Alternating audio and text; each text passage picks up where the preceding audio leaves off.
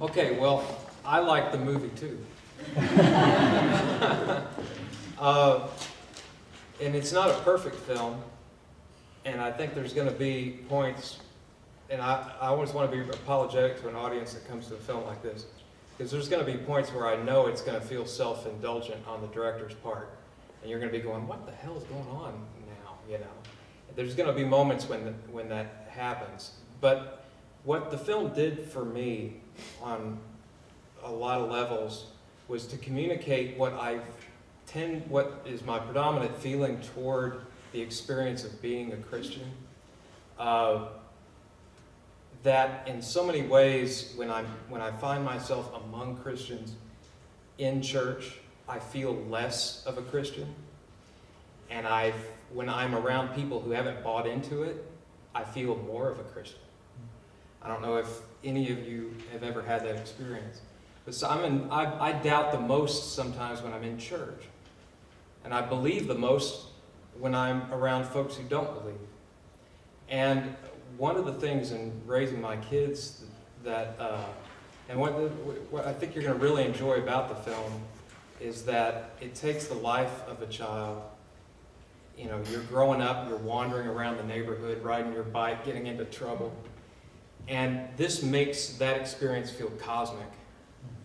And it feels epic. And this is where people meet God in those moments.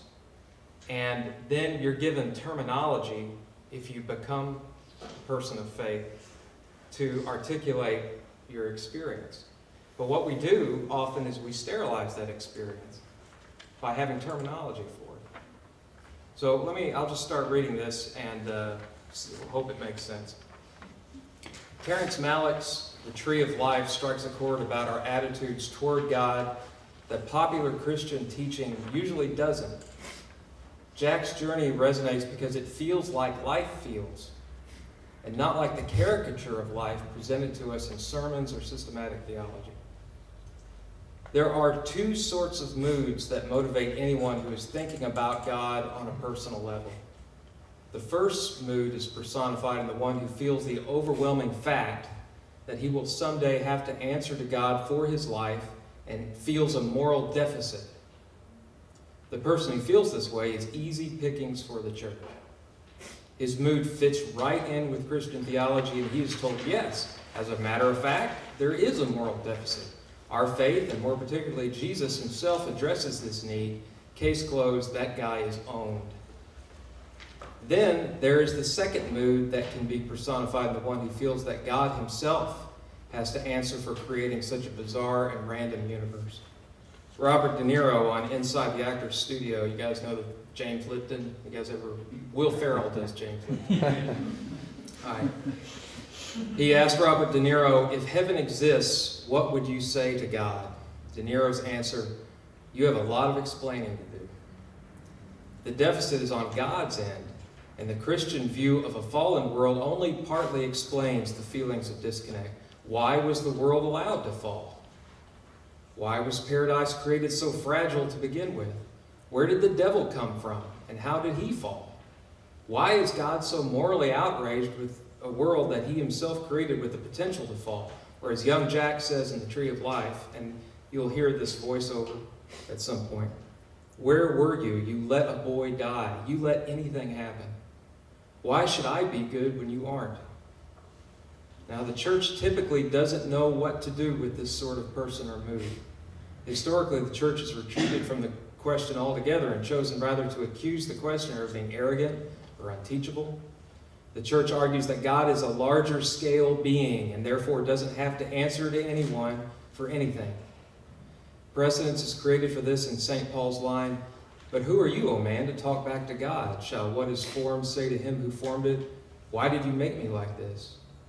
Often Christians feel this passage gives them license to dismiss the God has to answer for himself mood as unworthy of a response. The popular church basically says to this person, go away and come back again when you have a proper sense of your place in the universe. You are the one with the deficit, and until you understand that, this faith has nothing to say to you. This is unfortunate on all kinds of levels, and Malick's film shows us that there is a better way to answer this mood, an answer that comes from a more rounded view of the purpose of Christian revelation, particularly Holy Scripture. For the Bible is not merely a book of answers, but a book of questions. As Christians, we are given a handful of ideas that we are expected to take as absolutes. But we should only be absolutists when it is absolutely necessary. Life is mysterious. God is mysterious. And comfort should not be sought at the expense of mystery.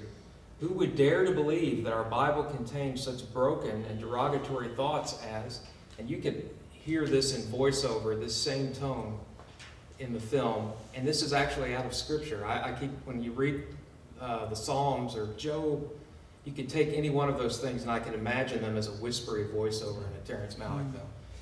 He mocks the despair of the innocent. Or humans have no advantage over animals. Everything is meaningless. Scripture is full of the formed asking he who formed it, why did you make me like this? But such passages in Ecclesiastes and Psalms and Job are rarely ever read in public worship for their apparent lack in being anecdotal in nature. But the Bible is not anecdotal. It is an existential holy book describing a universe that is both lovely and maddening. But it is the incarnation of God that best demonstrates this. It is Jesus in his parables who personifies God as the outsider, the evil king, the lazy man who won't get out of bed to help his friend. This is God in the flesh, God seeing God from our angle and being sympathetic. If the incarnation of God proves anything, it proves this, that bewilderment with God in the world is not a sin. Jesus is the most bewildered in Gethsemane before the guilt of the cross was placed upon him, when he says, Abba, Father, everything is possible for you. Take this cup from me. Nevertheless, your will and not mine be done. What is Christ doing here? First off, he's struggling with these two contradictory moods. The first mood is to question God's judgment. To say, is there really no better way? Is to at least feel that God may be making a mistake. To pray at all is to question God's judgment. To say, God, have you thought of this? When you know logically he already has. What was Jesus implying to ask such a question? This is not a question akin to God, why is the sky blue? But rather, God, are you sure blue is the right choice? The distance Jesus feels at this moment before the guilt of the cross is the distance all humanity feels and in this world, and it is no sin. God declares Job sinless in his complexity and bewilderment, and his friends sinful in their simplicity and clear-headedness. Truisms may be based upon truths, but they are truths made flat. Terrence Malick's Tree of Life makes God strange for us again, and in that it is a gift to Christendom.